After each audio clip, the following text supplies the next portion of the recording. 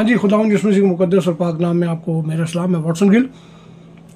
روما مشتاق مٹو جو ہیں Peoples party کی ایک سندھ اسمبلی کی رکن ہے. ان کے حوالے سے کچھ ویڈیو جو میرے سامنے آئی تھی کچھ دن پہلے، لیکن کچھ طبیعت ٹھیک نہیں تھی، گلا میرا چوک تھا. دوست جانتے ہیں کہ میں ایون بات بھی نہیں کر پا رہا تھا، تو میں نے سوچا ویکینڈ پہ میں اس پر ویڈیو کروں گا، لہٰذا آج اس پر بات کرتے ہیں. سب سے پہلے میں خراج تحسین پیش کرتا ہوں ہماری ایک بہن جو ہیں روما مشتاق مٹو. میں ذاتی طور پہ ان کو نہیں جانتا ہوں، جیسے کہ میں دوسرے کچھ MPs MNAs کو جانتا ہوں اپنے کرسچنس، لیکن میں بڑا قائل ہوا ہوں اور میں بڑا سمجھتا ہوں کہ یہ بڑا ایک اہم قدم ہے اور سوچنے کا ایک نیا انداز جو ہے وہ ہمیں ملا ہے روما مشتاق مٹو صاحبہ جو ہیں ان کے حوالے سے. کہ دیکھیں، انہوں نے اپنے ایمان کا اقرار کیا اسمبلی میں. انہوں نے کسی کو تبلیغ نہیں کی، انہوں نے کسی کو بھی یہ نہیں کہا کہ آپ بھی یہ کہیں. انہوں نے اپنے حوالے سے بات کی کہ میں خداوند یسوع مسیح کو خدا کا اکلوتا بیٹا جانتی ہوں، اور آگے انہوں نے اپنی جو اسپیچ ہے اس کا آغاز کیا. لیکن وہاں پھر ہم نے وہ چہرے دیکھے جن کے چہروں پر نقاب ہوتے ہیں، اور انہوں نے یعنی ایک ایم کیو ایم کے کسی ایم پی اے نے میرے خیال اس پر آواز اٹھائی اور پیپلز پارٹی نے ایکسپنج کر دیا اس کا وہ جملہ، جو کہ نہایت شرمناک ہے. یہ وہ پیپلز پارٹی جن کے قائد جو ہیں وہ کہتے ہیں کہ میں پاکستان میں ایک مسیح پرائم منسٹر دیکھنا چاہتا ہوں. بلاول بھٹو صاحب نے یہ کہا، لیکن ہم جانتے ہیں کہ یہ سب جھوٹ ہے، غلط ہے، بکواس ہے. اسی طرح ہم جب پنجاب میں نون لیگ کی حکومت کے حوالے سے دیکھتے ہیں تو جتنے واقعات نون لیگ کے دور میں مسیحوں کے ساتھ ہوتے ہیں وہ کہیں اور نہیں ہوتے. یہ بھی ایک حقیقت ہے. اور عمران خان کو تو آپ دیکھ لیں کہ ان کو تو خداوند یسوع مسیح کے حوالے سے وہ کہتے تھے کہ تاریخ میں ان کا ذکر ہی نہیں ہے. تو یہ ہماری سیاسی جماعتیں ہیں. میں یہ سمجھتا ہوں کہ یہ موقع ہے. روما مشتاق مٹو صاحبہ سے میں درخواست کروں گا کہ اب آپ نے اپنی یہ ایک عادت بنا لینی ہے کہ جب بھی آپ اسمبلی میں آپ کو موقع ملے آپ نے اسپیچ کرنی ہے، آپ نے اسی طرح کرنی ہے. میری درخواست ہے تمام ایم پی اور ایم این اے جو ہیں ہمارے پاکستانی مسیح، ان کو یہ عادت بنانی چاہیے، اور یہ جب بھی آپ کو اسپیچ میں کرنے کا موقع ملے آپ کو یہ عادت بنانی چاہیے. میری درخواست ہے ان وکلاء سے، ان لوگوں سے جو پاکستان کے ان حوالوں سے اثر رسوخ رکھتے ہیں، ان کو روما مشتاق کا جو جملہ ایکسپنج کیا ہے سندھ اسمبلی نے، اس پر ان کو ایک رٹ ہونی چاہیے.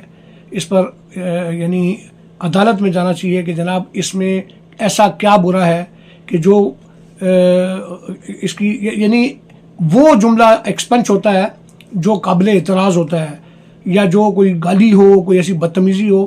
لیکن یہاں تو روما نے اپنے ایمان کا اقرار کیا ہے، جیسے کوئی ہندو اگر اپنے ایمان کا اقرار کرتا ہے.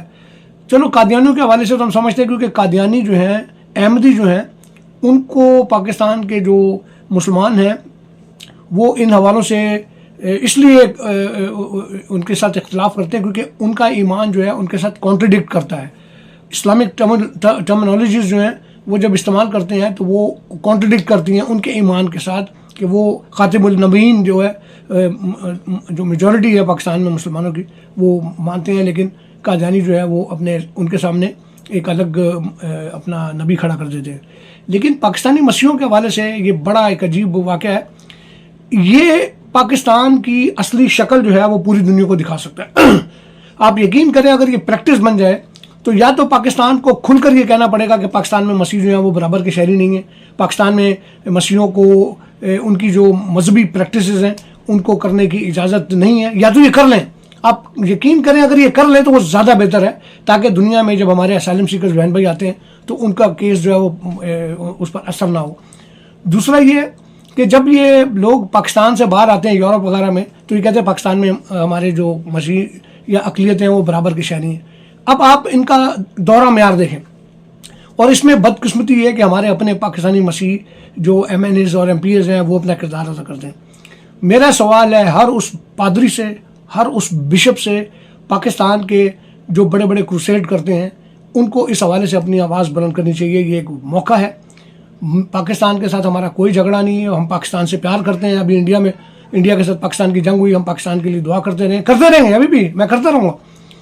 لیکن کم از کم پاکستان کے جو چہرے پر پاکستان کا جو نظام ہے اس کی منافقت والا جو چہرہ ہے اس کو سامنے آنا چاہیے کہ ایک طرف آپ کہتے ہیں جی ہمیں پاکستانی مسیحی پرائم منسٹر چاہیے، دوسری طرف آپ سندھ کے سب سے بڑے صوبے کی طاقتور جماعت ہیں، اور آپ کی اسمبلی نے، یہاں اگر ایم کیو ایم کے کسی لیڈر نے اس پر اعتراض کیا، مجھے ان سے کوئی جھگڑا نہیں ہے، مجھے جھگڑا ہے پیپلز پارٹی سے کہ پیپلز پارٹی جو ہے وہ پاکستان میں سندھ کے اندر ایک طاقتور سیاسی جماعت ہے، اور آپ کے دور حکومت میں ایک ایسا جملہ ایکسپنس کیا گیا جو کہ جس کی کوئی وجہ نہیں تھی.